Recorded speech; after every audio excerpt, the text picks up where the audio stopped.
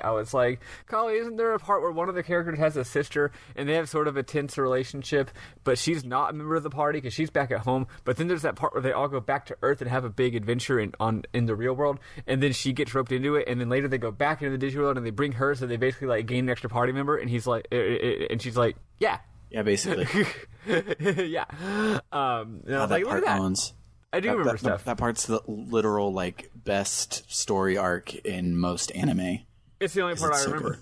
Yeah, and then he the brother is weirdly enough, I like completely didn't know like which character that had happened to. I was like, the blue guy, like the lanky tall blue guy, and she's like, that's not, there isn't one that's that.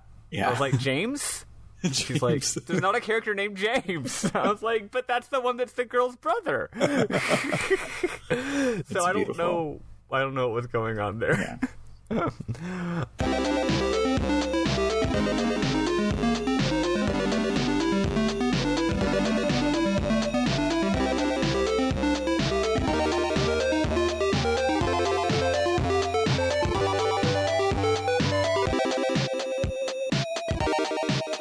Welcome, everyone, to a non-live finale of a video game because things are hard for all of us, and we couldn't be sure that we would be recording right now, so we're not doing this one live. But this is RPG Book Club, and I'm excited to talk about Lost Odyssey with everybody today. I am Sam Hallman. Oh, I'm Maddie Webbin. And I'm Bernard Houck. I'm glad I'm not on camera for a live episode because my hair looks terrible right now. I haven't looked good in like a week. I look fresh to death because I have job interview hair instead of had a job for a year and a half hair. But hell yes, though. That's exciting. Is that today? Like later today?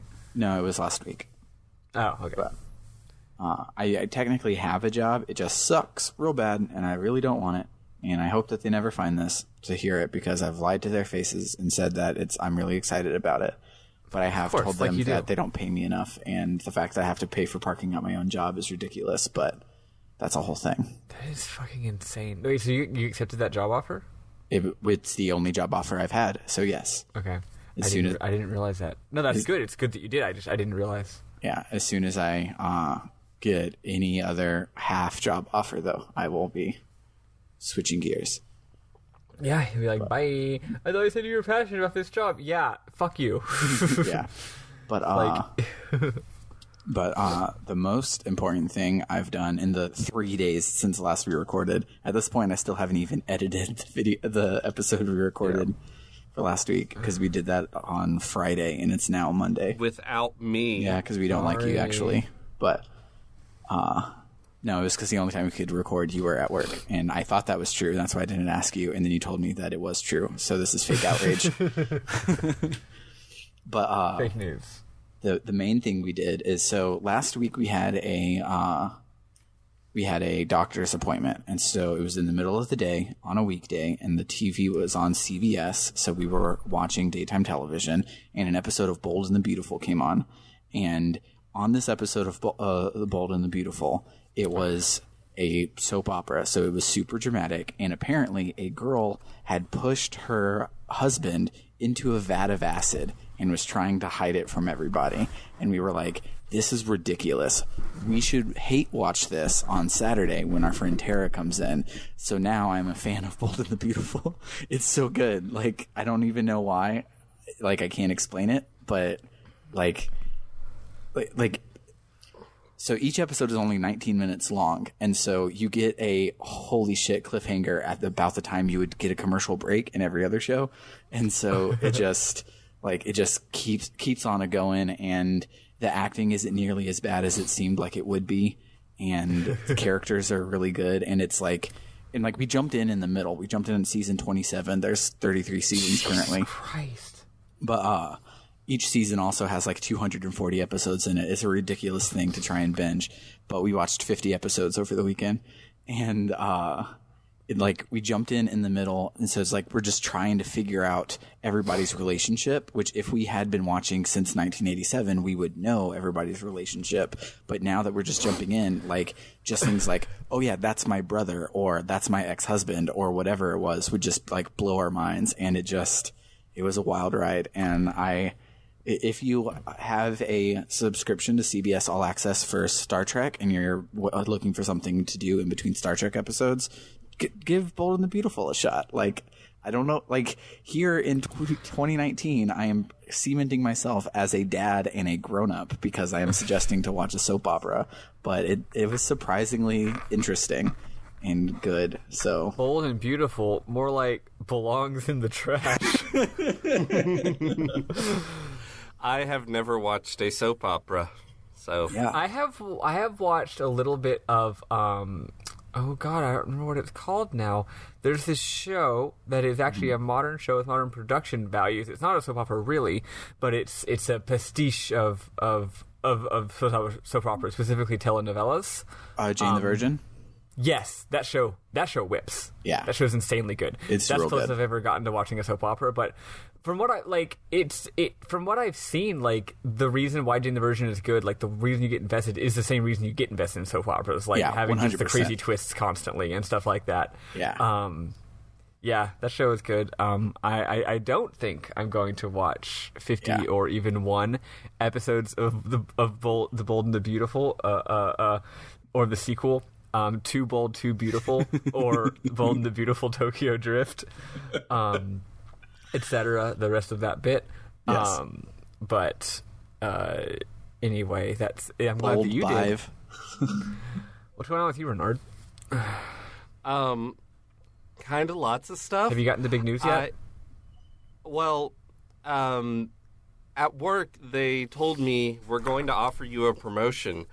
And I don't know if I want to take the promotion because it's going to be a lot harder. So now I just have to wait until they actually make me the offer so I can know what the money will be. So I know I have a huge life-changing decision coming up, but I can't possibly make it yet. And I'm just like sitting here internally screaming because I don't like that. Yeah. You're like trying to figure out what the factors would be that would sway your decision and what sort of decision you would be making about the information, but you don't have the information yet, so you're just like, it's all theoretical. I've been there.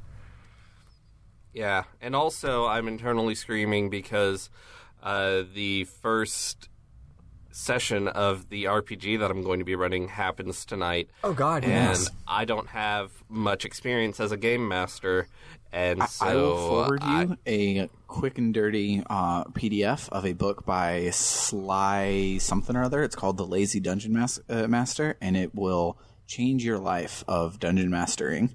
It is all genre agnostic. It is just tips on how to not drive yourself insane writing a book every week. Mm-hmm. But Sly Flourish, Cool. That's his name. Hey, I highly recommend his books. They are Sly Cooper. But sorry to interrupt. Did you have more? I don't think so. Okay. I'm just so tired. Yeah, I feel that. What about you, Maddie? Have you I'm done also anything in the last 3 days? I'm also so tired. We're all just dying right now. When it rains, it pours, man. No, nothing in particular has happened the last couple of days. I've been waiting to resolve the extremely bad life crisis from before. But unlike last time when I was super stressed about my life crisis because I had to do all this stuff, right now I'm just waiting. I'm waiting to receive a document from the government that will allow me to continue fixing this problem, and I'm really stressed about it. I had a tiny little baby hope that I was going to get it in the mail yesterday, but I didn't. No the thing post is, on Sundays. Well, I actually specifically paid for it to have potential mail shipping on Sundays. Okay. I paid extra and checked a box that was like, deliver on Sundays, but I guess it just wasn't actually time to be delivered yet. Yeah. But anyway, what was I gonna say? I did that thing, where I get my hopes up about something really good that might happen to alleviate a bad situation, and then it never actually happens, and I'm like, yeah, go figure. But maybe it'll arrive today, maybe it'll arrive tomorrow.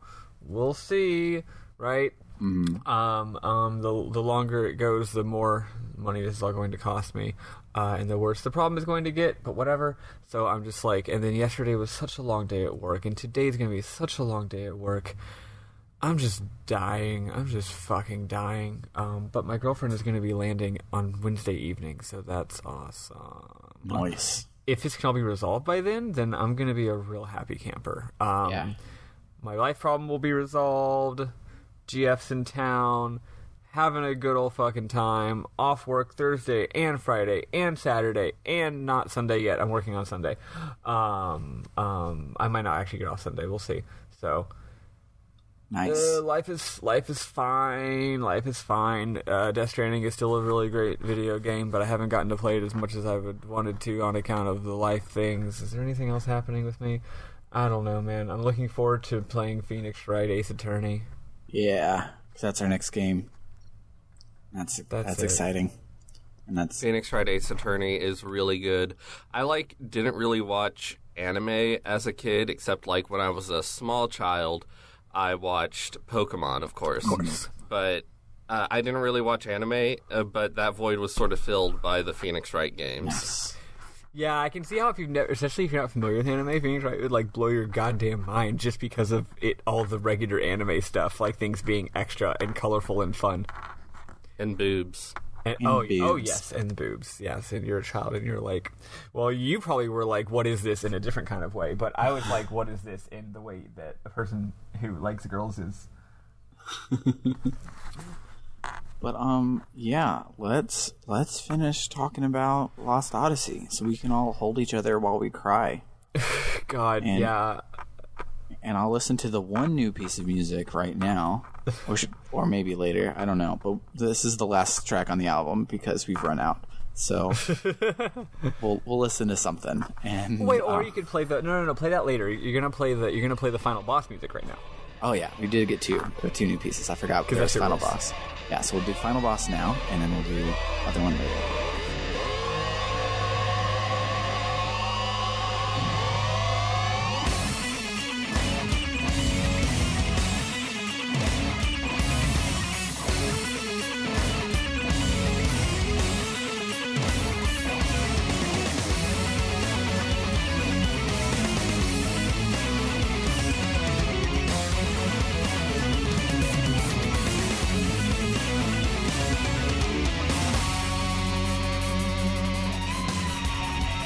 So when last we left our heroes, we were fleeing from Grand Staff, and Kaim was like, "Everybody, we got to go home because it'll destroy the world if we don't."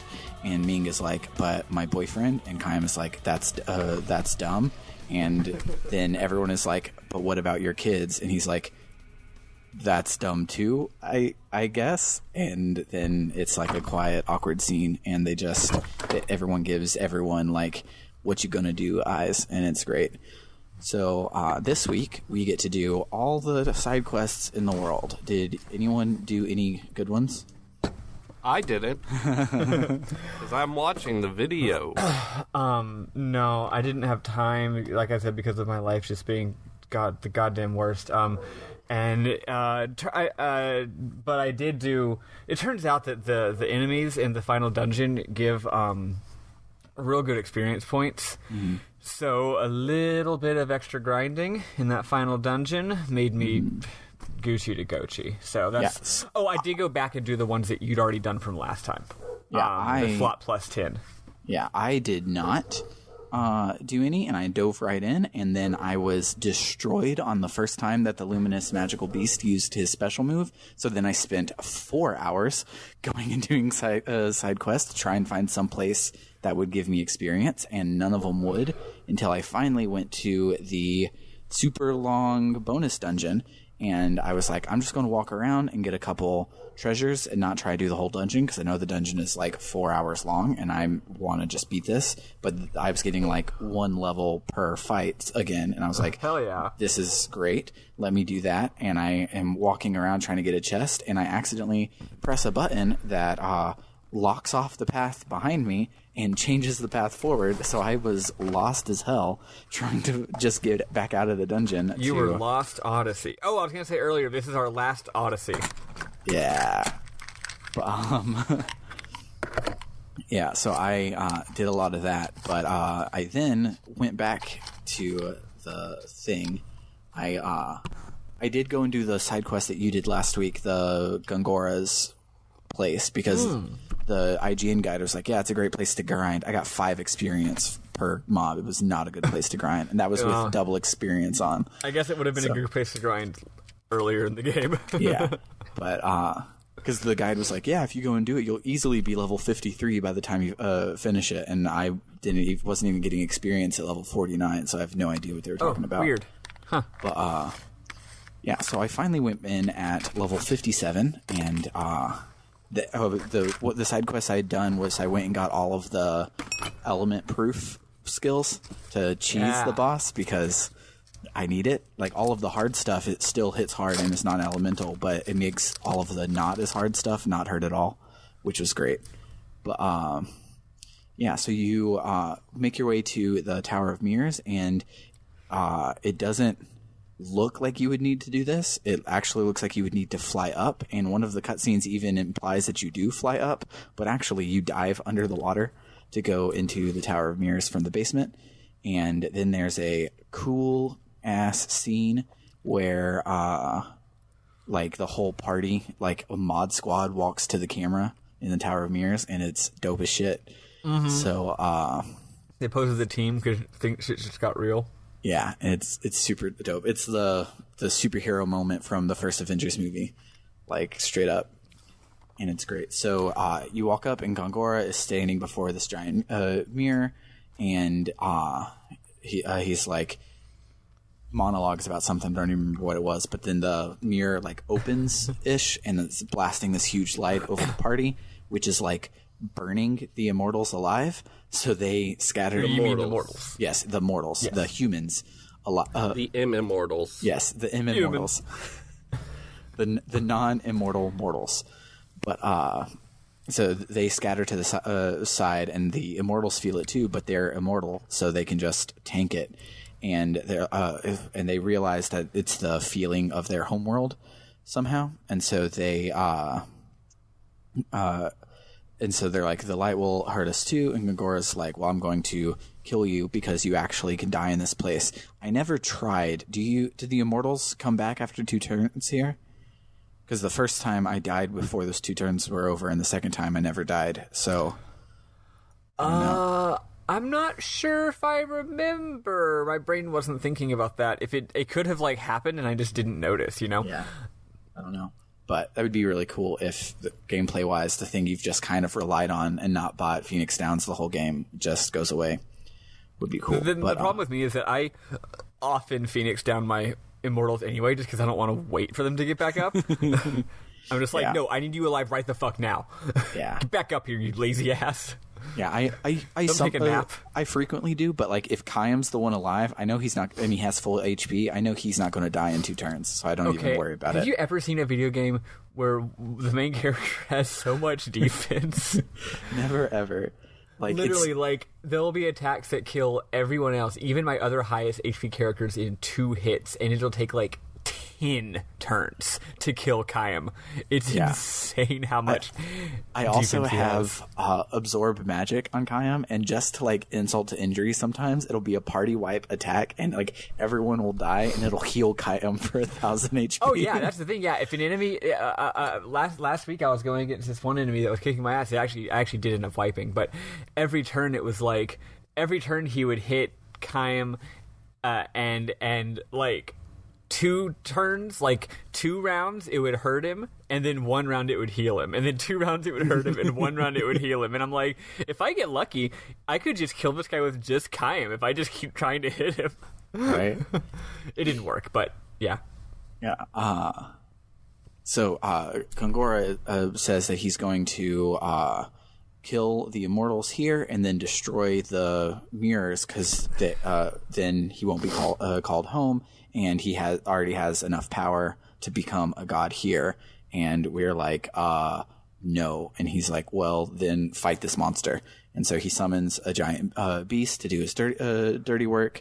It's another magical beast like the Arthosauruses. It's just slightly different. And it hits like a big old truck. It has a charge move. Like most JRPGs that give you a charge move, it'll be like, charging my ultimate attack. So then the next turn you defend, and then you defend against the ultimate attack. This one, it charges it up, and then that's just a move it can pull out at any time that it wants to while it's waiting for it to charge up. So you can't like guard against it. You just kind of have to be ready at all times to survive. You just have to make, it's cool. I mean, you got to make sure that your buffs are up. But yeah. It's cool. It's hard. But when I went back slightly over leveled, I only meant to get like 2 or 3 levels, but because I got lost, I got 7 levels. Like it was a really fun, really hard, good final boss. Gongora himself, not so much, but this boss was really good. Yeah, so it's just a monster. So you just kill it, and then when the fight is over, the party is looking at Gongora, and they're like, "You don't underestimate our 1,000 years." And Gongora's like, "I lived 1,000 years too. Like, what?" And so he pulls out his shiny magic wand he got from Grand Staff and makes himself some crazy Power Final Ranger Fantasy armor. And he looks like he looks like a he looks like a nobody from Kingdom Hearts 2 of some sort, like a black version of a nobody. I was thinking he looked like Cecil, like Dark Knight, but not like in the game. He looks like, like super over the top Amano art of like a Dark Knight or something like that. He's big and armory and cool. Yeah, and we then get the final boss music, and it's good. It's got Gregorian chants in it, which is always a plus. It's got a long ass guitar solo.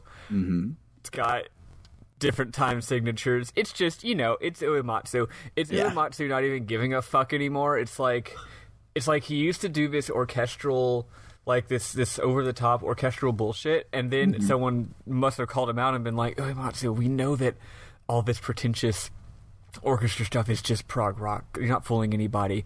And then he was like, fine, I'm gonna go in a different direction and start writing like actual good sophisticated music. And then a few more years passing, he was like, no, fuck it, I'm going back to prog rock. Yep. I'm not even pretending. I'm not even gonna use like a violin instead of a guitar. It's just Dream Theater, okay? Shut the fuck up. It's just not Nightwish. King, what's that one? Couldn't tell you. Like the orchestral, like the symphonic prog band that's fucking really bad. Something with a king. King's Cross. No, that's a train station in England. Literally couldn't tell you. Oh, that's right. Yeah, you were into a different kind of bad music when you were a kid. It's so also kind of Nightwish. So we get to fight him, and we are woefully unprepared for it, but it's okay because our human friends are on the sidelines, and they heal you every turn, no matter what Gongora does. It's basically a gimmick battle for the first half, which is really cool. And it's like thematic, everything that happens too. Like, you get decimated down to 1 HP, so Cook does an ultimate healing spell, and then like your GC gets all the way down, so then Mac uses Wallace and it brings your GC all the way back up, and like everybody dies, and Jansen uses, because apparently he's the ultimate white mage, he uses a revive spell to bring everybody back, and it's like everything is thematic and cool from what they do, and I love it. It's the Final Fantasy IV thing where everyone in the world is giving you energy, except because this is this game, it's just your family members and your friends giving you energy. Yeah. Because that's what this game is about, and not everyone in the world praying or wishing if you're Ted Woolsey. Yeah. Also, Sam, you said that Gongora decimated your health down to 1 HP, but if you really, I'm just kidding. I'm not even gonna finish that sentence. I meant I only had 10 HP. I had 10 HP, so it was decimated when it was brought down to 1 HP. But anywho, so after everyone gives you Spirit Bomb energy, Gongora is pissed, so he turns around to the mirror and like starts to absorb. Wait, we forgot to share a very important part of this, where our heroes go, our party members go and block the mirrors. That is literally the sentence I was saying, because that has not happened yet. Oh, I'm sorry. I thought that happened before any. I thought that happened before any of this. I'm sorry. Go on. So Gongora turns to the mirror and starts to absorb its light, which is giving him infinite power. And Jansen is like, "Well, the only way to block this is to block the light. So he rushes forward and is getting burned alive, but he summons like a dome of darkness, and he's like, hey, come and help me and give me your spirit bomb energy, and we can cut their power enough so that the immortals can kill Gongora. And we're like, okay, go ahead. Sarah is like, no, and Chaim is like, it's now or never. And so you then get the real boss fight with Gongora, which was not horrible. He spent way too many turns trying to because he can turn one of your party members against you, but it failed like half of the time. So you got lucky. I got lucky real hard. It worked so much for me. It still wasn't that hard, but it was a pain in the fucking ass. Yeah. The worst part would be like I would set up a Zephyra, and the first turn would go fine, and then the second turn he would take over Sarah and would cancel my healing, and that was like the biggest hard part. But yeah, it probably was the 7 levels that I got. I was probably over leveled. So like even when he took Ming and Ming would use Shadow S on us or something, it was just like 800 damage, which was about a quarter of my health, which is all. But, yeah, no, I beat all these on my first try. It wasn't too bad, but I don't remember what level I was. I think I was over leveled. But anyway, yeah, it was fine. Yeah. The thing is, you have so many different skills equipped to your dudes with the skill plus 10 that like those skills help so much. It's like your MP's always being restored, your HP's always being restored, your GC's always being restored. You're immune to like 50 different things. Shit heals you like half the time instead of hurting you. One of the side quests I did, I went and got both Anira's plume and Seth's ultimate weapon and the not quad element, but the one that's status ailments. So instead of having to equip 50 status ailment skills, I just have one that blocks all of them. So I had that, which gave me more room for even more like you heal and your GC goes up sort of utility skills, and it was dope. Super dope. But so you take down Gongora and he loses his plot armor, and so he tries to stop Jansen's barrier to get his power back, but Seth is a badass and like literally like cuts him in half. It like cuts to black as she's swinging her sword, so you really think she just like owns this dude, but unfortunately he gets up in like a second. But that doesn't make it any less badass. She does that super cool thing where he's facing away from her, and she does like one of the coolest ways to do a sword on somebody, which is to like slice them just from fucking top to bottom, like down the back, just like woo, you know. If the game had even more advanced, if it had even more advanced usage of the Xbox 360 video game console, it would have like had like blood spewing out of his back in a vertical line or something like that, and it would like a goddamn anime. Seth is good. Seth is great. And so everyone's like, yeah, we did it. We beat the final boss. So Jansen, lower your magic barrier. And so Jansen turns off his magic and the barrier doesn't go away. And then everyone turns off their magic and the barrier isn't going away because the the barrier absorbed all the energy coming from the tower. And so it's like a perpetual motion device and just feeding itself. So it's not... it's not letting them down, and so now it's impenetrable and starting to cook the humans alive on the inside, which is not a good thing. This scene is fucked up. Yeah, this scene is insane. I also have an extremely slight hypothesis that maybe Gongora had something to do with this. This is like his final like Joker's trick, you know? Is that he makes this... They don't really allude to that in any kind of way, but this does play into his plan. That this does help him succeed in his, or try to succeed in his next goal. So, and Gongora is fundamentally actually a trickster character, not a fighter. So, yeah, I like to think that maybe Gongora did this too. Yeah, I could see that. So everyone has their last words, and it's excruciating. So like Jansen, the scene is long. It's super long. It's like Jansen declares his love for Ming. Mac and Cook are like, it's okay, we're going to go see Mom in the Aurora. And then Sed is like, hey, Mom, I guess after all, I am going to die before you, as if that wasn't a foregone conclusion because you're immortal and I'm not. And Okay, here's the thing. I legitimately thought they were all going to die.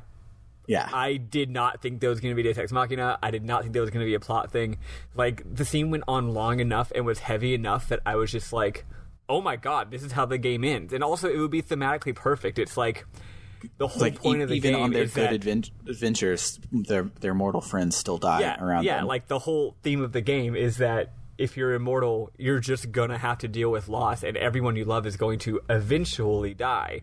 And it's just like... here it is. Here's all the mortals dying, and it's gonna fucking break your heart. And I was like blown away. But that does not happen. Thank God. It does not happen. God, and in this scene, Sarah's just like hollering, yeah, and it's really upsetting. The acting It's is so so good. She's completely like, yeah, they didn't make the characters have that, like, I don't know. I feel like a lot of time video game acting just tends to be too restrained. I don't know. Yeah, she is hollering. Kaim is in his Kaimi kind of way, hollering. He's showing by far the most emotion he's ever shown in the goddamn game. And I like Jansen especially because after he confesses his love for Ming, he's also the first one to just be like, yeah, nah, we're not going to get out of this one. Yeah. He kind of accepts it. And how will Jansen wriggle his way out of this one? And then because Tolton doesn't have any family members left alive, his emotional moment is with Ced, and I really liked it. Where he's like, "Come on, Ced, get up." He's like, "I'm way older than you, man. I can't. Like, this is cooking us alive, and I have a lot less alive than you do." So, and it was a really good like brothery moment for our yeah, also this whole time all of our immortal heroes are like with their swords just hammering away at the barrier, like trying their, like, Kaim is like stabbing it, trying to get this thing to break, and they just cannot. And so Tolton then sees Gongora standing up, and Gongora is like, haha, I won, because if you either you lose all of your mortals and then I can trap your memories again, or you destroy the mirrors and save people, and then I'm stuck here and I have all my magic batteries loaded up with energy, so like I'm still going to take over the world. Yeah, he said he has like all these backup plans he can do and stuff. Yeah, he's like, I'm going to win, like Catch-22. You either don't close it and I win, or you do close it, which is my goal. So I win. And he's like, so he like he either tosses the wand to Kaim, or the wand was over by Kaim, I forget, but Kaim like picks up the wand and is like deliberating, like, do I save my family, or do I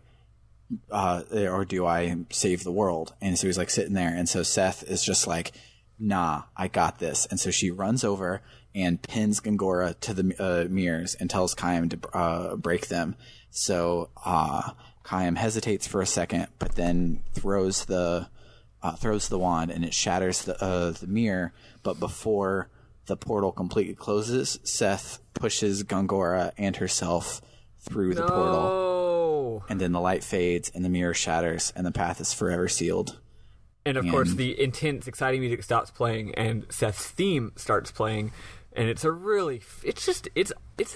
of Uematsu's like best like just sentimental character tunes. It's gorgeous, and of course she looks back at everybody like, bye, and everyone looks at her like, no, Seth, and she smiles because she's smart and she knows she's saving the day and she's enjoying this. She knew it had to happen. This last part is in an FMV, and they finally gave Seth an FMV model instead of just using her regular character model, and it's high poly and pretty, and it's a good FMV, and I like it a lot. Yeah, so exuent Seth. Yeah. So the party recovers itself after the smoke all clears, and Jansen is like, let's get out of here because the place is going to fall apart because we just destroyed it, and we've done that a lot this disc. So let's get out of here. And so they get in the Nautilus, but like everything's too turbulent because it's like imploding on itself. And Seth is like, I can't get the rudder to respond.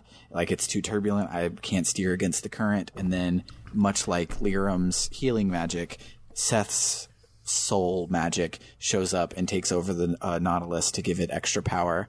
And Ced can steer it out, and it's great. So, because souls are definitely real. Definitely, well, 100% at least in this real. Case, she's not actually dead.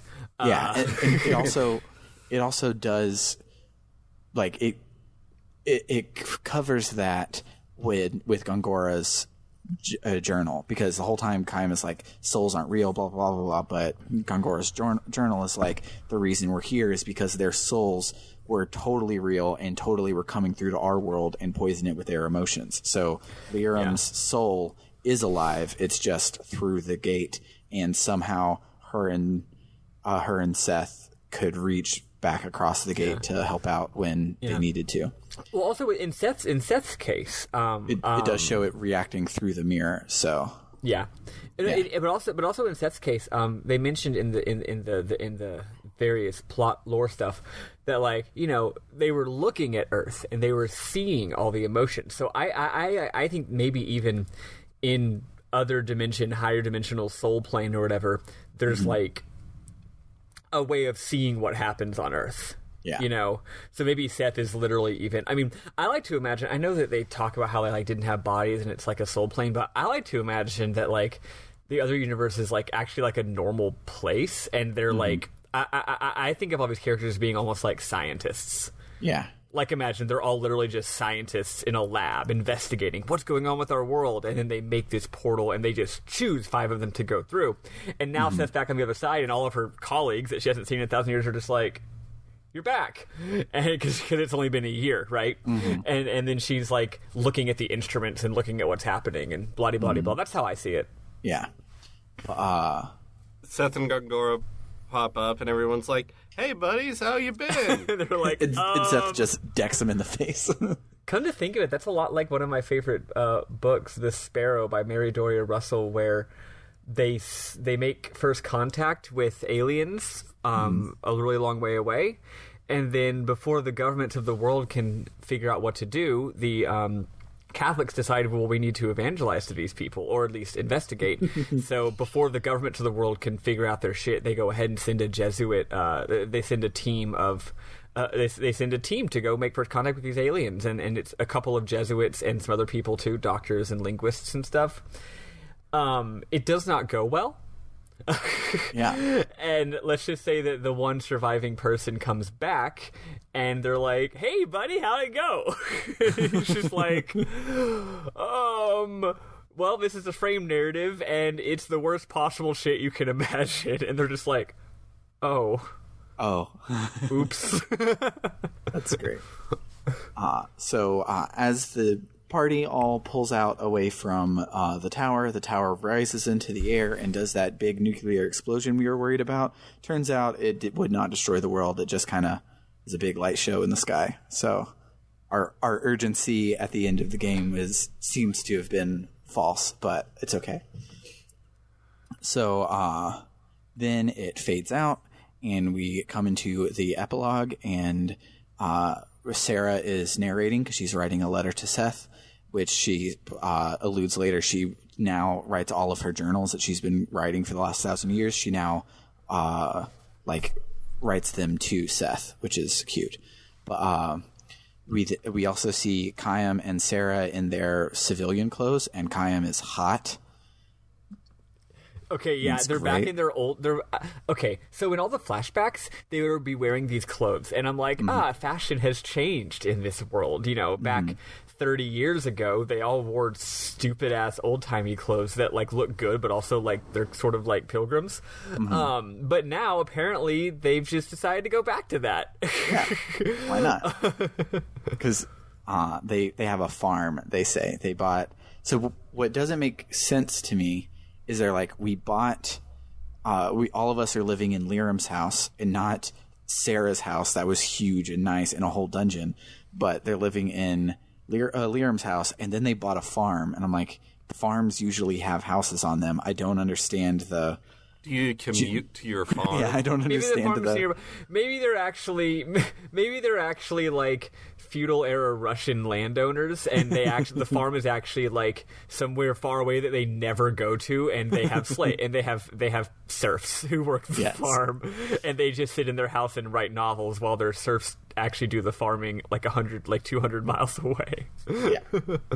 And so Sarah says that well, they did say it was a community farm, so and so Sarah tells us that Tolton took his place as king, and I'm like, you didn't want to be king. You should reinstate the republic. Like, I'm worried about the political situation in the so-called peace, but whatever. Yeah. But no, Sam. See, here's the thing: the whole idea of a republic is just a is a modernistic political concept, and magic energy represents modernism and how it's bad, and sure. Everything should just go back to the way things were before, because things were better. And I don't know enough about Japan to really say too much here, but it's the political implications are very interesting. Let's put it that way. I'm just like, are you saying that like we should just go back to feudalism or something like that? Whole modernism it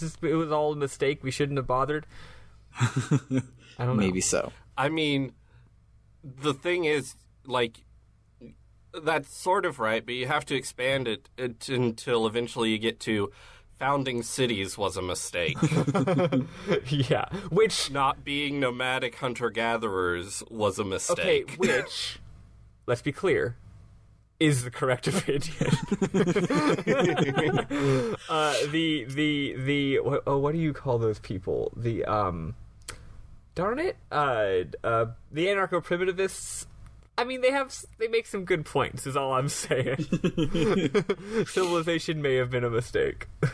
When I play Sid Meier's Civilization and I click the button to found my first city, I'm like, fuck, I already fucked it up. Oh my god. Yeah, make like a parody Civilization game where that's like what happens. You make a city and it's like, good job, the world's going to be destroyed in 5,000 years because of climate change, you moron. You utter fool. I wonder if you actually could be sort of successful to just go around and like recruit barbarian camps and just try to never make a city. Just take the first little warrior it starts you with and go from there. I doubt it, but it would be great. That would be interesting. But anywho, so Tolton asked Sarah and Chaim to be his advisors, and they're like, nah. He's like, immortals getting themselves wrapped up in Urin politics is a bad idea. So, but I hope Tolton has some good advisors. Because he's fucking somewhere, stupid. Yeah. He's not the best. I think a good advisor to have would be Sed. Does Sed know anything about politics? No. But he's got a good head on his shoulders. I hope that Sed, who, by the way, is still being, I think, just a pirate, or not a pirate, but at least sailing the high seas, maybe he stops by Tolton's place from time to time, and it's just like, hey, stop being fucking stupid. And so then they're like, they're like, don't worry, we don't ignore our former friends, even though we keep to ourselves. And then we get costume change number 2 of the epilogue, and they're all in their wedding gear aboard the Nautilus as it heads to Numara, where Jansen and Ming get married, and it's so sweet. And Cook and Mac are throwing flowers, and Sarah they're in real gets cute outfits. even more boobs. Chaim looks fucking good as hell. He's got one of those Zed suits. looks ridiculous. Yeah, Zed looks like a goddamn clown man. But Chaim has one of those suits where the it's got like the frilly in the front, and it's real frilly, like Beethoven looking ass. Yeah. And then Sarah is still wearing yellow, and she's even more boobs than usual. And the kids look so cute. Yeah. They look really, really, really, really, really, really good. Man, watching these, every time I see a good scene with the kids, it makes me want to have kids. Right. I have several memorable moments that are about just how the kids act. The kids don't even have any lines in this epilogue, but they're great. So yeah, they have their wedding ceremony, and after he's like, you may now kiss the bride, Tolton makes a promise that they're going to strive for peace and bring the world back to how it was before Gongora messed everything up, to which all of the Goatsons and the Kents in the audience are just like, yeah, good fucking luck. You leveled our entire fucking countries, so let's try real hard. I mean, look, scapegoats have historically been a pretty effective political concept. It's just like, hey, all those bad things, it was because of the evil wizard, not because human civilization is difficult and humans have a darkness in them, and war and conflict are not, if not inevitable, at least very difficult to prevent. No, everything was fine. Everything was fine until the Orange Man got into the office, and once he's gone, it'll all go back to normal. Anywho, so then it fades. Orange. Then it fades back out to back on the farm or beach or wherever it was that we were before, and Chaim and Sarah are looking out at the kids, all happy, and Chaim grabs Sarah's hand and is like, "What do you say we go for another millennium?" And it's as sexually charged as when Patrick asked SpongeBob to make another baby at the end of that episode. Yeah, no, because she's literally like, what are we going to do once we finish raising these kids, which is like our duty to Lyram. And Chaim doesn't say it, but he's just like, I don't know, have more. And it's eventually the entire world will be our descendants because we're going to live literally forever. So eventually that'll just be how it is. Right. And the final shot is the camera pulling out, and the magical soul flowers are all abloom and alight, and it's happy. And then the credits roll, and we get to hear the pop song without Jansen singing, and it's great. And who was it that I wanted to shout out? I'm going to our messages because they did the Lord's work in this game. Speaking of the credits. Oh, yeah, so, yeah. Please, we want to shout out some of the people involved with this game who aren't famous. Yes, so Roy Sato and Izumi Obata were the visual director and CG movie supervisor, respectively, and they did a phenomenal job in this game. This game is shot like a movie, like straight up, and it's insane how beautiful this game is. And then Yumiko Murphy was the localization manager who did a great job on everything except for the word magic energy. Yeah, the local. Aside from that, like legit, this localization is really goddamn good. Yeah, it's also shout out to. He doesn't necessarily need a shout out because he's actually really famous, but the character designer, is some kind of famous manga artist. Mm-hmm. So whatever, but still, I forget what manga he did, but yeah, he's a famous manga artist, and I think this was like his first. It is game Takahiko role. Inoue. Yeah, that's right. Yeah, it was his first time doing a game. Miss Walker was like, "Hey, let's fucking get this guy." Yeah, and it was his very first game. Who was the novelist who wrote the Dreams? Because they got like a real ass regular author to write the Dreams. Lady. I know that. Is it Kiyoshi Shigematsu? Yeah, yes. There we go. Kiyoshi Shigematsu. Shige. But yeah, they did great jobs. Everything is spectacular. Especially the localization for the Dreams themselves is like the localization sublime. For the Dreams. The Dreams are translated by Jay Rubin, who is Haruki Murakami's translator. So that dude definitely knows his way around translating Japanese into English. Yeah. So I recognize. I can even recognize some elements of the style in common because I've read a lot of Murakami. So yeah, it's legit. But shout outs to all of those people. So let's listen to the wedding song, and then we'll talk about our memorable moments, and then we got a couple Q's and A's from the Discord peeps to go through.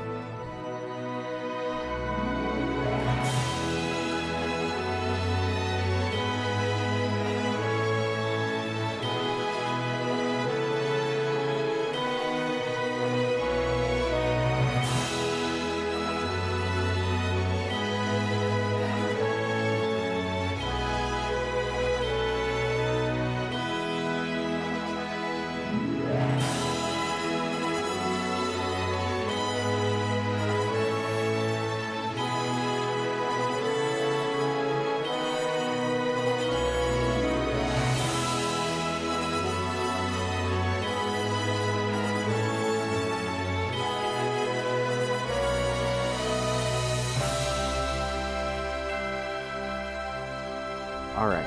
Memorable moments. What do you have, Bernard? You can do favorites from the whole game. You can do favorites from just this part. You can talk about how much you love this game in general, because it's the last episode. I love this game so much. I wish I'd had time to just play through the whole thing with y'all, because I've only played through it once, and it was fairly recently, within the past couple of years. I don't remember exactly when, because I have a terrible memory. But from this part of the game, I really liked when Ced, walks up onto the Nautilus in his clown outfit for the wedding, and Sarah is, brushing it off and straightening it on him, behind him, just, brushing it off and straightening it while he talks. Yeah. It's really cute. It's good. Also, I like when Gongora's like, "You might say within this light, death lives." And Jansen is like, "Oh, yeah, death lives." Yeah. Go on. I love Jansen so much. He's good. He's great. Even when he's getting married, he can't stop just muttering to himself. Even when he's getting married, is this one of your memorable moments, Sam? Related, but go ahead. Okay. The guy's like, you may now seal your wedding with a kiss, and Jensen's like, oh man, oh shit, oh it's a kiss, oh man, oh god, look at all these people. All right, here you go, Jensen. You gotta really impress people. Don't fuck this up. Ah, shit. This is my favorite part. This is your big moment, Jensen. He just won't shut up, and then of course Ming has to literally just grab him and kiss him, which she's just like, Jensen, shut the fuck up. Which is I love really, Jensen. really, really good. Also, in at least that way, I am Jansen. Sometimes someone just needs to give me a big old smooch so that I'll shut the fuck up. But speaking of Jansen at the wedding, when he's like, "What do you take Ming to be a lawfully wedded wife?" He goes, "I do." I do. His voice cracks, and it's great. Love it. And then also, he can't just be normal for one sentence. Nope, not even for one not goddamn even a two-word sentence. But then also after they kiss the bride, it cuts out to the audience, and his hookers from disc 1 are all there and sad that he got married. Yeah, and it's wonderful. They went to Numara apparently Right. for the royal wedding. I mean, the party Jansen probably invited them. Yeah, no. yeah, Here's what it is. Maybe Jansen invited them, maybe he didn't. But either way, they totally knew that he would at least let them in if they showed up, and they probably knew that the reception was going to be really lit. Right? But it's great. Maddie, do you have any more? Yeah, a couple. First of all, the wedding, the part where the priest talks about how they have to, they will love each other till eternity. First of all, has a special meaning in this game, which is very interesting. And also it made me cry a whole fucking lot. So that was fun. Because marriages definitely always go for eternity. And let's see, other things. But the big thing I wanted to bring up that I love is the ending with throwing with who dies and who doesn't. Like I said, when you get to the part where all the kids are gonna fucking die, you're thinking, oh god, this is terrible, but also it would be thematically perfect if this happened. And when I first played the game, I thought that the fact that they didn't die was a little bit of a cop-out. But then I had a little bit of fridge revelation later on, where I realized, wait a second, what's gonna happen in 50 years? Everyone's going to die. They're all just gonna die eventually. So actually, it's perfect thematically, right? Yeah. Yeah, they saved them from that, but they're eventually, not too long from now, Ced is going to die. Eventually, Tolton's going to die. Eventually, Cook and Mac are going to die. And our heroes are going to suffer the same pain as always. Probably not as acute. Jansen will never die. Probably not as acute of pain, because they will live a long and happy life with these people, but the cycle goes on. And Kayam also, he also brings that up a little bit, where he's I have a good feeling that they won't be as sad from here on out. So it won't be like, oh, everyone I love dies. It's like, no, I'm it's part of the beauty of it, because now they've learned to love life more than fear death. That's that's what I absolutely adore about the ending of this game. Like, it just ends with Kaim and Sarah being like, let's go for another 1,000 years. I feel like it won't be as sad this time. Like, their situation hasn't changed. Mm-mm. They've just, grown as people and have figured out how to enjoy what they have and while they have it. And I didn't explain that very well, but it's nice. It's nice. Yeah, no, they've learned that what really makes the world beautiful is the good and the bad, you know? Also, at one point, there's a line where, like, they're like, what this world really has is imagination. And then they say something like, it's almost like the world itself was created by imagination. And I was like, oh, you mean like the imagination of Hironobu Sakaguchi? But yeah. I think it's a little interesting that they're not like, let's get involved in politics and try to make the world a better place. But maybe they're just like, it's really not our business. We will probably fuck it up, but even if we don't, we should just be farmers, let the humans sort it out. Except for Ming, of course, who was like, I'm going to be a queen of one of the world's superpowers, apparently. But she does at least keep it isolationist, so it's almost like she's just keeping her family and her people alive. And so now she's a little less isolationist, but I still got the feeling that she's not going to be Kakanis and try and take over the world. She's just going to keep everything chill and not go for power. That's the main difference between Ming and Gongora in my eyes. Is like she was trying to just take care of her extended family of Numara and not fuck up everything else. Another thing I really like... It's okay for someone to have absolute power if they're okay. Yeah. If they're chill. Yeah, that's okay. Just have a good king.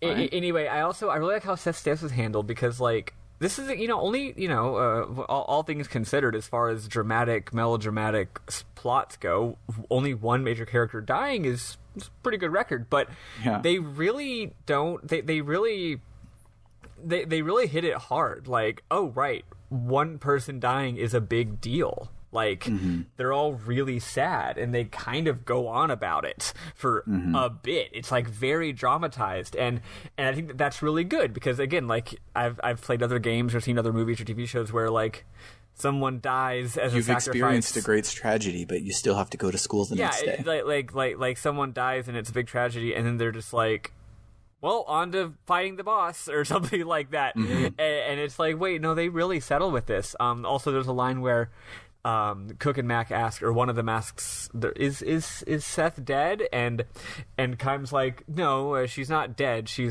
just is on the other side and is no longer." No.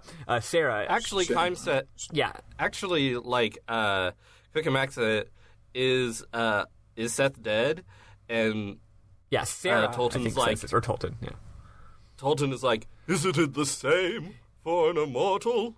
Yeah. And Kaim is like, kinda. Yeah, and that's what I was going to get at, is that, kind of is like, no, like, not being immortal anymore kind of is the same thing as dying. She's going to die eventually, normal style. I also like how they all have optimism. They all do talk like they're going to see her again. Maybe one day they will go back through the mirrors like they're supposed to. Maybe somehow Seth will come back through. They're probably just being hopeful, but I like how they all act in that way. Anyway, memorable moments, actual ones besides just my feelings. Let me open up my phone. I only have one or two. While you do that, I have one concepts. more. Go for it. So while they're on the beach, Kaim and Sarah are having like the plot, but they're watching the kids play, and the animations of the kids playing are just so detailed and great. Yeah. Like they're like trying to pick out this like clear seashell that they see, and so they're like messing with the rock and like digging down in it, and they're so excited and they're jumping around, and the animations are like exquisite, and I love it.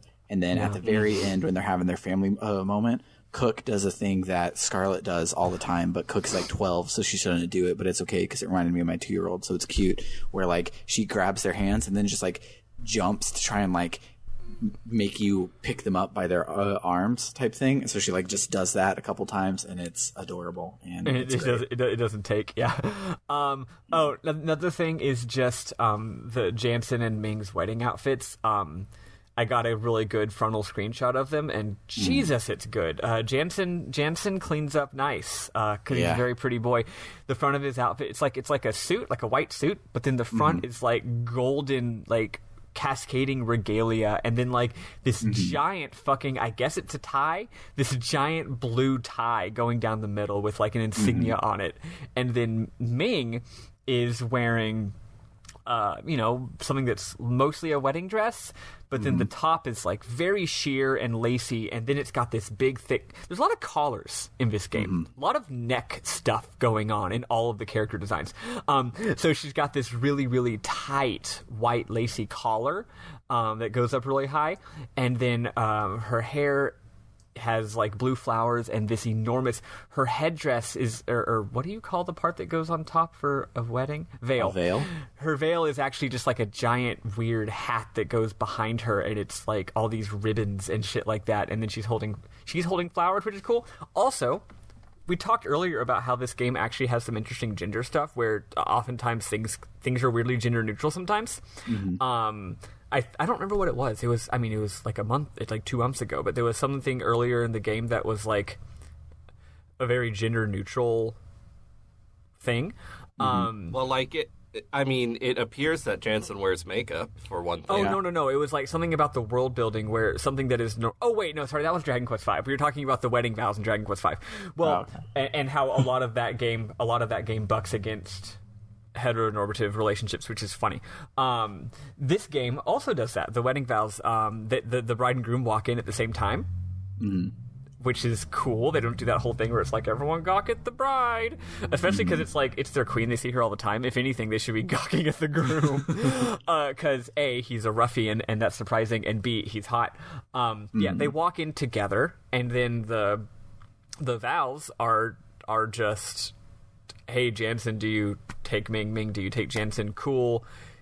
Y'all have a kiss now. And it was really nice. I really liked how that was written. I always like to see how cultural things like that are written in fantasy stories. You know, like how does it differ from our world in slight ways? So, yeah, it was really good. That's it for me. All right. So now let us talk about some questions and or answers from our people on Discord. So technically the first question was, who do you want in Smash? But the better question is the second half of it is, what do you not want in Smash Brothers? I mean, Banjo-Kazooie, but that ship has already sailed. Like, I don't want Sora and I don't want Goku, but also if it was Sora or Goku, I would be stoked. So if they added Goku, it would be so goddamn hilarious. Even though Goku objectively should not be in Smash. Yeah. I can't think of any things that fans might be clamoring. Ridley was another one I didn't want in Smash. That ship has sailed. Also, turns out Ridley's awesome. Yeah. Yeah, I really don't want Sora in Smash. I think that would be weird. And also, just because, stuff about him is tied up in Disney stuff, it's not going to happen. Yeah. Yeah. Let's see. Because all of the things that would make him not a sword guy would need Donald and Goofy there, and then you couldn't do that because Disney. So it's he would just be sword guy with crazy air combos. Here's somebody I don't want. Sephiroth. Yeah. I don't want Sephiroth. I haven't heard anyone saying that. I'm just wait, if they wanted to add another Final Fantasy character, that might be one of the contenders, because he's also from FF7 and is a famous, beloved, character. God, if they added another FF character and it was Sephiroth or even anyone else from 7, I'd be really upset. And I say that as someone who loves that game. What Final Fantasy character would you want to be another Final Fantasy rep? Oh God! There's so many wonderful. I have an answer. Terra is a good answer. My answer would be Lightning. Course. As much as 13 is, they already have Cloud in the game. And as much as 13 is not on a Nintendo console. I mean, Ooh, they should have 7 13 wasn't at on the time the Switch. cloud was added, so... Yeah. That's true. No, they should do a deep cut. They should add, like, butts or something. Man, I would love if they did butts. I would love if they'd done butts when they added Snake. God. It's true. It's true. They should have. I don't know. I would be hard pressed to pick a character from FF6 or even 4 because they're all so good, you know? Like Terra's awesome, and I guess it's her story primarily, but Celis is awesome, and Sabin and Cayenne are so good, and I mean, Shadow. With how everyone in Final Fantasy VI is just a mage after you get to the halfway point of the game, they could potentially do like several. And here we go. Yeah, that's true, because that game has a problem where every character is the same character. Okay, no, here we go. The compromise pick. But actually, I think it's great. Go-Go. Go-Go. Go-Go would be a great pick because it's like, it's no one's favorite, but also like he fucking owns. We all know this. Yeah. Like he looks, well, actually probably she looks cool as shit. She can do all the different moves, or another compromise pick, but actually makes sense for Final Fantasy in general. Mog. A Moogle. Yeah. It could either be a Moogle or it could be Mog from FF6. Either way, Be good. that would actually make the most sense. They should add Mog. Are we moving on to characters that we actually do want to see? Yes, I guess and we know are. that you I have a couldn't- list. Sounds like we are. I weirdly enough didn't actually have a strong opinion on Don't because the only two I didn't want are already in the game. Because I have a big list. Oh yeah. This is something Bernard thinks about a lot. It is. So, quote and Curly from Yes. Cave Story, like they would be different skins of the same character. Paper Mario. Yeah, I'm surprised That'd Paper be Mario amazing. isn't in it. Yeah. Like, Yeah, that's because there's so many Marios, and Paper Mario would own so much. especially if you lean into his 1,000-Year Door aesthetic, where he's like paper airplanes and Doing all sorts all of that paper other stuff? stuff. Yeah, totally. And not just being another Mario like Dr. Mario is. Oh no, I don't think it would be a Mario clone. He would use his hammer and his buddies. Yeah, he'd be like totally different. Oh, maybe they could be one of those really sort of slightly too complicated gimmick characters where you have a buddy with you all the time and can like switch it like Shulk. That could be cool. Oh man, that'd be too much. That'd be real cool. It'd be like a mixture between Kazuma Shulk, Kiryu? Rosalina Luma, and Pikmin. What do you say? That'd be too much. Anyway, my next person is Kazuma Kiryu, or Kiryu Kazuma. I'm not sure which is correct. Is that Yakuza guy? In which we would say, yes, it's Yakuza guy. Waluigi, Hell yeah. of Of course. Rex and Pyra from Xenoblade 2. Yeah. Dark They seem Souls like guy. an inevitability at this point. I would love Dark Souls Yeah. guy. Dark Souls guy would be Doom great. guy or BJ Blazkowicz. I would love Doom guy. That would be so fucking funny. Rayman. Oh, I don't want Rayman's Rayman. good. That's one I don't want. No, I Okay, do want Rayman. fair. I want Rayman a lot.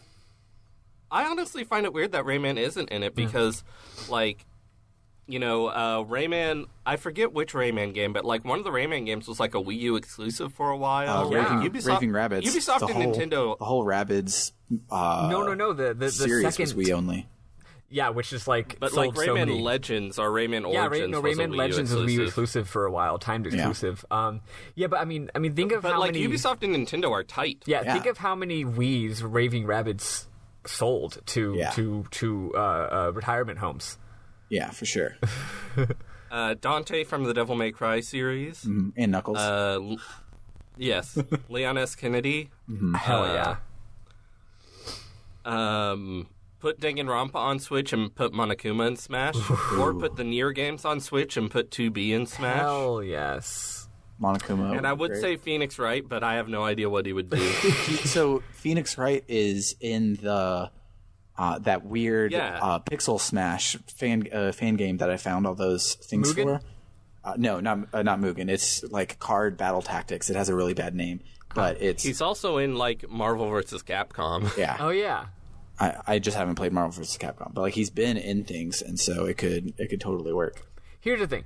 him being in a normal fighting game kind of makes sense. Like, I can imagine him shuffling back and forth and doing points, but like Smash, imagine him like double jumping. It would look so goofy to see this 30-something Japanese man just jumping around. I love it. And that's pretty much all I got. The only other person is, I think Lara Croft would deserve a place in Smash, yes. but I'm not sure what she would do either, because she pretty much just like has gun and climbs on stuff. I actually have one more extreme do not want list. Funny enough, I actually realized that I actually don't want Quote and Curly, and the reason is because fucking Nicholas has like completely yoinked all of the rights to that game from Pixel and are terrible. And if they did that, any licensing money would go to Nicholas, and I don't want to reward them for being So the awful. solution would be to put not Carol Sergeant Blaster? Frog, Carol Blaster and Hell Ika-chan. yes. Hell yes. I love Carol Blaster, who has definitely appeared on Nintendo. Put Carol Blaster on Switch. It's a goddamn incredible video game. Yeah. Also, report Ika-chan everywhere because it's so good. It's really good. It's really good. I haven't played Carol Blaster or Ika-chan. Carol You Blaster's should. so goddamn I'll send you good. the QR code for Ika-chan for your 3DS. I have no idea what you're talking about. It was Pixel's yeah. game before Cave Story, and it's freeware. Yeah. No, I know about Ika-chan. Oh, okay. Right. He was saying that he doesn't know what I understand. what piracy is. But I really don't. our next sort of not at all related question comes from our good friend Metal Shooty Bus Matt, and he says, "What JRPG series would you like to bring back to life, and you can't say Wild Arms?" Shin Megami Tensei, because I want to fucking play Shin Megami Tensei 5, but they announced it like 2 or 3 years ago and haven't said anything since. Now, I'm Breath of holding Fire. out. Breath of Fire would be dope. Breath of Fire, they actually gave their mobile trash game the number Breath of Fire 6, and I know. I want Breath of Fire 6 to be a game and just call itself Breath of Fire 6 and just not even bring up that mobile game and undo Imagine if that. Breath of Fire 7 or whatever was like, as groundbreakingly ambitious and wild as Breath of Fire 5. It'd be fucking cool. Or even if it was just a throwback classic JRPG like Breath of Fire 4, it would. It's a good fucking series. It turns out it became eventually after being bad at first. The first two actually are phenomenal. They just have the worst localizations. So I don't know. The first one is, even localization aside, pretty dull. But I have heard that about the second one, though. I have heard that. Yeah, Mado, Clyde Mandolin from Legends of Localization, he said that he really, really loves Breath of Fire 2, and it's tragic how bad its localization is. Isn't Mado the Mother 3 translator? He is. That's how I recognize his name. What a man. King. Absolute king. Yeah, he's great. But Speaking of which, if Shigesato Evertoy ever decided to make Mother 4, of course I would holler for 10 years. For sure. And then I'd holler about it not coming to America. I would love a new Star Ocean, which, by the way, everyone listening to this, you are contractually obligated to pick up Star Ocean First Departure R this December, because if you do that, then this question will become reality, and they'll make a Star Ocean 6. But Star Ocean 5 was great, but it was basically this like young hotshot came in and he's like, we're sitting on a gold mine with Star Ocean, and we need to revamp it, and it'll be super successful. Trust me, give me the keys to the kingdom. And they're like, all right, young hotshot, let's see what you can do. And then me and Trey Huffstedler bought the only copies, and it did not do well. And so I have a feeling it will be dead. And they had a mobile game that nobody liked, and then I'm very surprised that we're actually getting this port of the remake. So everyone should purchase this port of the remake to show that the series isn't dead, because it's phenomenal. Every game is good, even the one I hate. The one I hate is phenomenal until the plot point at which I hate it. But Which one is that? 3. Yeah. That's the one on PS2, Yes. right? And that's Yes, I hear people loving it and hating it. Yep. It is sublime up until the plot point that starts disc 2, and then you're just like, you know what, I'm good, I'm done. But Yeah, that's my answer. I love Star Ocean. Want to see more of them. Want to have more Star Trek episodes in space in my RPG. This isn't really an RPG series, but I would love to see a sequel to Super Mario RPG because, like, Mario and Luigi is super good, Paper Mario is super good, but Super Mario RPG is just such an interesting, unique thing. It would be cool to have another game, another Mario RPG in that style. Yeah, because made by Square Enix. Yeah, because Paper Mario and Mario and Luigi are, I don't know, I guess those are what you would expect from a Mario RPG. They're light, they're fun, they translate Mario mechanics into RPG mechanics. Mario RPG is just like, no, we got Square to do it, and they're doing all this crazy melodrama stuff, and the art style's weird, and the battle, it's like, yeah, and imagine modern Square making one. Like, so, fun fact, both Paper Mario and Mario and Luigi, the teams that make them, came from the people that worked on Super Mario RPG. Super Mario RPG was the last thing that Square and Nintendo played nice with each other for, and so when they split, the people that made Mario were like, yeah, but it was fun playing with Mario, and so they jumped ship and went to make Mario and Luigi for the GBA, half of them, and the other half went to make they joined the Fire Emblem team, because Fire Emblem are the people that make Paper Mario, which is wild. Now, Paper Mario was also originally the people called... that made Advance Wars back when they made Advance Wars. Yep. Paper Mario was very early in development called Mario RPG 2. And there's screenshots of, like, the town from the beginning being the same name as the town for like being called like Mushroom Kingdom instead of whatever it's called, like being like the same town name and stuff like that. So yeah, interesting. Also, it's only been one console generation since the last one, so it's not exactly dead because we only ever get one per console generation. But I want a new Paper Mario on the Switch. Yeah, 100%. Me too. I haven't played Color Splash, but I don't know. I've heard Color Splash. And nobody talked about it, so I don't know if it's good or not. I've heard Color Splash has the best localized script in like any Nintendo game, and I'm excited to get to it. That makes sense given how the series had been going. Those games have amazing localizations and amazing soundtracks. Yeah. I just want to finish Sticker Star before I go over to it. But Under the Wire, that literally just came in 1 minute ago. Why is Final Fantasy VIII's narrative such a mess? I think it's a joke question, and we don't have to answer it. I reject the premise of that question. Me too. I think Final Fantasy VIII's narrative is actually one of the best. Everyone talks about the quote-unquote twist being fake, but I didn't even remember it growing up. I remembered the actual twist with the stuff with Ultimecia at the end. It completely overshadows the orphanage bullshit. Here's the thing about FF8. It is 100% about feelings. And it is 0% about any level of wonkish plot detail. Every single thing that happens matters because of emotions, not because of how all the pieces fit together or whatever. It's very fair. People call it Lynchian because it's so weird sometimes. But no, it's very Lynchian in that way. It actually is very much like David Lynch because of its emotional logic being the clear like center of the game, you know? And it's great. And we should play it on this podcast one day. I would love that. I would love that too. It would get me to play it. Yeah, it's good. Because I need to replay it because I played it a long, long time ago and don't remember it at all. Yeah, I played it back in middle school. It was my third ever RPG, and it stuck with me really hard. And I remember going on forums and discussing the head case of the ending and everything.